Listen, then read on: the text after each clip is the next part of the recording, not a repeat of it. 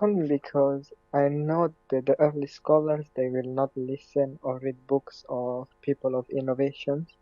But what is your advice for those students who might find themselves in a place where the majority of the people who are teaching Islam are innovators and the people whom are not innovators are only a few?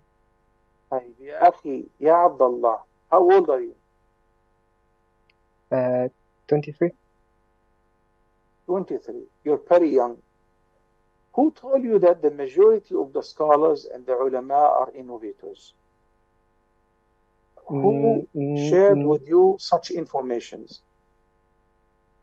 no, it's not about me, but for example, in a place, for example, people who don't live in the UK, maybe people who live maybe in another Muslim country, and maybe they listen to the only people who are giving lectures are people whom it's not they are not people who are reliable, for example, for the students.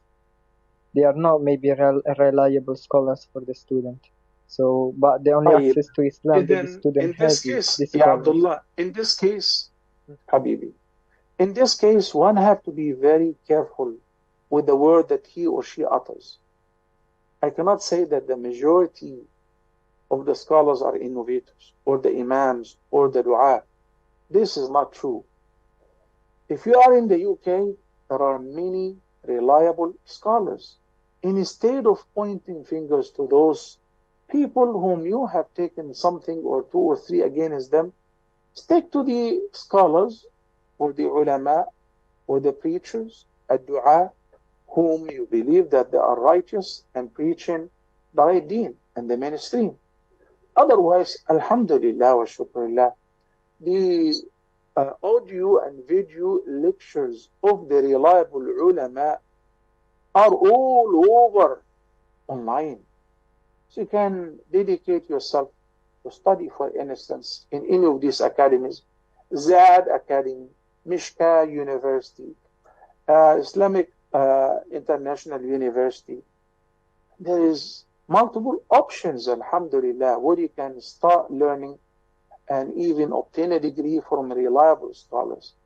I only have a little advice. There are some people who like to discredit everyone. So if they see one of the dua, maybe his garment below the ankles, do not listen to this guy because he's wearing trousers. Do not listen to this sister because her voice is aura.